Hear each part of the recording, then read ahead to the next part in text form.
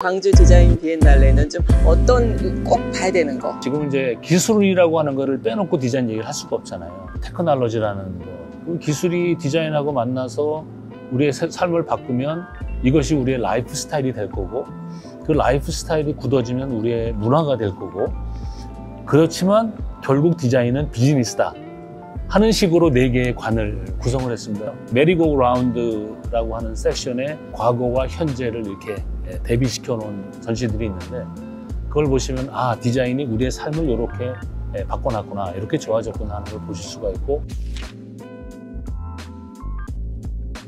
안녕하세요. 건축 인테리어 디자인 트렌드 전문가 트렌프레소 김은영입니다. 오늘은 국내 9월을 수놓고 있는 그 다양한 비엔날레와 전시 행사 중에서 대표적인 행사라고 할 수 있죠. 광주 디자인 비엔날레를 총감독하신 나건 총감독님을 모시고 기획 의도와 지금 디자인 산업에 대한 말씀을 좀 간단하게 들어보겠습니다. 네, 반갑습니다. 영광입니다. 감독님. 네. 아유, 제가 영광입니다. 올해 또 이렇게 멋진 전시 공간을 꾸며주셨는데, 지난번 전시하고 이번 전시하고는 또 디자인 환경도 달라졌고 또 경제적인 환경도 달라졌고 했을 텐데, 올해 좀 새롭게 반영된 디자인 트렌드 부분이 있을까요? 새로운 큰 트렌드는 뭐 역시 AI가 가장 큰 화두일 것 같고요. 가장 큰 역점은 지난 20년 동안, 비엔날레까지 하면은 30년 동안 처음으로 같은 해에 2번이 진행이 됐거든요. 진화성이라는 거하고 다양성이라고 하는 2개의 키워드가 제 일관 기술관에 잘 녹아져 있고요. 라이프 스타일과는 아무래도 이제 개인적인 그런 어떤 커스터마이제이션에 대한 이슈, 친환경에 대한 이슈, 이런 것들을 특히 이제 MZ 세대가 그거를 관심을 굉장히 많이 갖고 있어서 MZ 세대들의 거를 반영하는 그런 작품이 되게 많이 있고, 지금 여기 앉아있는 이 컬처관은 굉장히 다양한 미디어나 메타버스나 뭐 AR, VR 이런 것들이 공간과 아우러져서 그렇게 볼 수 있고, 비즈니스 같은 경우는 디자인을 통해 가지고 정말 베스트셀러가 됐던, 세상을 바꿨던 그런 제품들, 그리고 또 하나는 이제 광주에 있는 로컬의 디자인 제품들 중에서 글로벌로 갈 수 있는 그런 가능성 있는 제품들을 선정을 하는 그런 식으로 해서 디자인의 산업성 쪽에 약간 더 비중을 뒀습니다. 그러니까 지난번에는 예술성을 좀 더 줬다 그러면 이번에는 산업성을 조금 더 강조해서 그렇게 고민을 많이 했습니다. 우리 피터 잭 레드닷 회장님께서도 디자인이 무엇인가에 정의해서 말씀을 해주셨듯이 디자인과 아트의 차이점, 누군가가 살 수 있는 거를 만들어내는 게 디자이너다라고 얘기를 하셨는데, 지금 사실 서울에서는 프리즈 서울이라고 정말 세계적인 키아프가 열리고 있잖아요. 작년에 그 1회 프리즈 열릴 때도 보니까 아트 작품이 얼마나 많이 팔렸는지를 가지고 넘버를 가지고 결국은 얘기를 하더라고요. 네. 그러니까 이제 한편으로는 저희가 이제 디자인하고 아트를 막 이렇게 차별화하려고 막 하지만, 사실은 뭐 같은 뿌리에서 나온 거기 때문에 지금 이제 젊은 디자이너들은, 또 젊은 작가들은 디자이너는 작가가 되고 싶어 하고요, 작가들은 디자이너가 되고 싶어 하는 그런 트렌드가 있습니다. 그러니까 디자인, 예를 들면 현대자동차 하나 만들어서 잘 팔렸다. 그 디자인 누가 했겠습니까? 어느 한 사람이 한 게 아니라 수도 없이 많은 사람이 붙어서 한 거거든요. 누구 만나보면 아, 이번 자동차 자기가 다 했다고, 몇 대 팔렸다고. 그런데 자기 이름은 안 나타나는 거예요. 디자이너들은 자기 이름이 나타나지 않는 것에 대한 불만이 있고, 작가들은 자기 이름은 나타나는데 몇 개 팔리지가 않으니, 아니 저쪽에서는 뭐 100만 대를 팔았다 그러는데 내 거 100만 개 팔리면 얼마나 좋을까. 그래서 이제 작가들은 디자이너가 되고 싶어하고 디자이너들은 작가가 되고 싶어합니다. 그래서 사실은 이게 아트와 디자인을 갈라친다는 게 되게 웃기는 얘기긴 하지만, 이걸 가지고 어떻게 성공을 할 것이냐 하는 이슈가 가장 큰 트렌드인 것 같아요. 네. 맞습니다. 예, 디자인과 아트 사이는 그런 것 같은데, 디자인과 건축 내지는 이제 디자인과 인테리어 공간, 이 부분도 사실은 어떤 면에서는 또 크게 같이 정의될 수도 있는 부분이고, 또 전문화 세분화돼서 다르게 읽을 수도 있는 부분인데, 우리 그 총감독님께서는 어떻게 보세요? 전공이 인간공학이기 때문에 아무래도 이제 쓰기 편하고 펑션하고 유저빌리티에 대한 게 제가 원래 전문 분야이기 때문에, 어떻게 보면 이제 아트하고 디자인이 비즈니스로 이제 가는 그런 큰 트렌드가 있지만, 이런 제품 같은 경우는 뭐 거의 직접적으로 고객이랑 만나니까, 그리고 바로 매출로 이어지기 때문에 가까운데, 이런 미디어 아트라든지 공간이라든지 이런 것들은 제품보다는 조금 더 장기적인 포석을 가지고 가는 것 같아요. 그러니까 그 공간에 들어갔다 그래가지고 공간을 바로 우리가 살 수 있는 게 아니잖아요.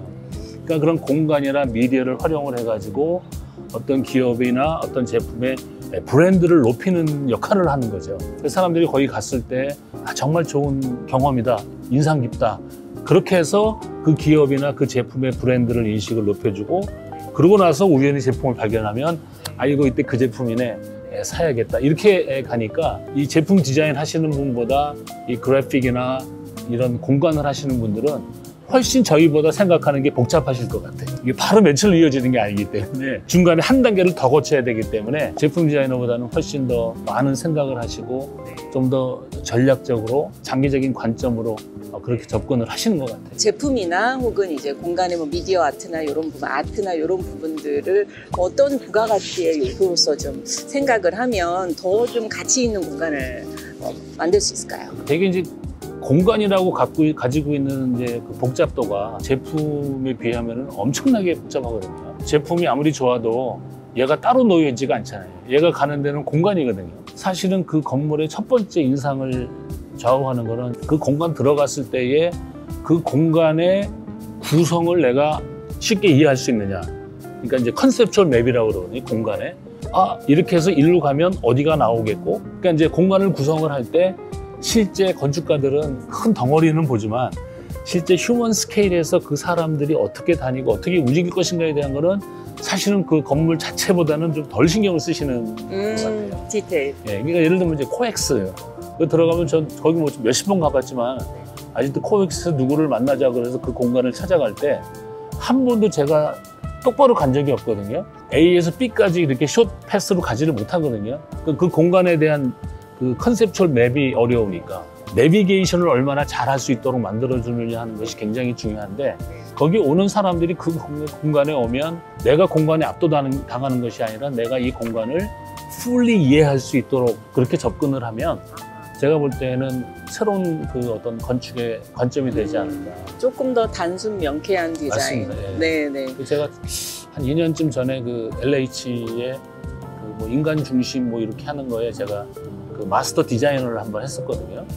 되게 이제 어떤 단지를 개발을 하면 이제 마스터 플래너들이라고 그래서 이제 뭐 도시, 건축, 교통 뭐 이런 전문가들이 모여가지고 이 구획 정리를 어떻게 할 거냐, 길을 4차선으로 뽑냐, 여기 있는 그런 자연 하천은 어떻게 개발할 거냐, 뭐 등등 이런 것들을 다 의논한 다음에 구획을 정리한 다음에 각각의 부지를 마스터 아키텍트한테 맡기고 마스터 아키텍트가 멋있는 건물을 다 짓고 나면 토탈 디자인이라고 그래가지고 진짜 거기 사는 사람, 일하는 사람이 영향을 주는 뭐 사이니지라든지 주차장이라든지 뭐 이런 것들은 그냥 토탈 디자인 그래갖고 그냥 하청업체한테 맡겨가지고 거기 사는 사람들이 제일 힘들어하는 파트. 근데 이제 과거에 이제 LH에서 이거를 좀 반대적인 접근을 한번 해보자.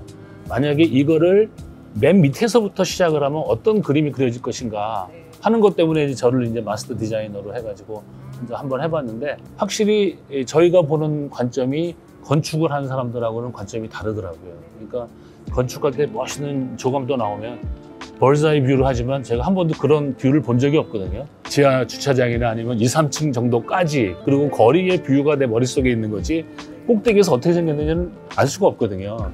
그래서 이제 그거를 거꾸로 이렇게 접근을 한 건데, 어떻게 보면 이제 건축에서도 거기에 사는 사람이 정말 이 공간에서 뭘 원하는지에 대한 그런 연구를 통해 가지고 건축이 디자인되면 또 새로운 어떤 그 단계에 오르지 않을까.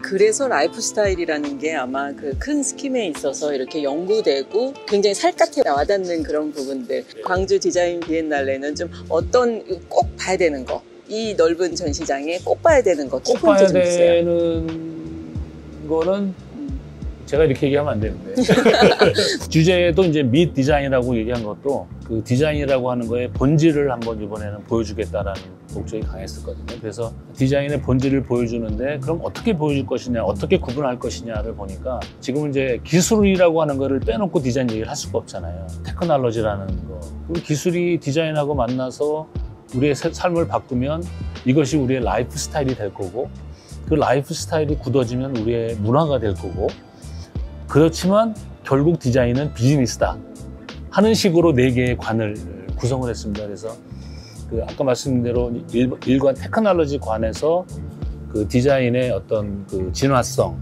그리고 다양성이라고 하는 것들이 되게 잘 표현이 되어 있고요. 메리고 라운드라고 하는 섹션에 과거와 현재를 이렇게 대비시켜 놓은 전시들이 있는데 그걸 보시면 아 디자인이 우리의 삶을 이렇게 바꿔놨구나 이렇게 좋아졌구나 하는 걸 보실 수가 있고 그 안쪽에 4560 디자인 하우스에서 전시한 그 독일의 브라운, 뱅앤올uf슨, 그 다음에 알레스 이런 제품들을 보시면 진화성과 동시에 다양성을 같이 보실 수 있어서 저의 그 최애 코너는 디자인, 미 디자인이라고 봤을 때는 그 두 개의 코너를 제가 기자분들한테도 꼭 거기 가서 보시라고 그러고 마지막에 그 비즈니스 관에서 정말 디자인이라고 하는 것을 어떻게 성공의 요소로서 전략적으로 활용을 해야 될 것이냐 하는 그런 것들을 좀 느끼고 나가시면 좋을 것 같습니다. 중간에 라이프스타일과 컬처는 진짜 볼거리, 해볼거리가 굉장히 많이 있고요.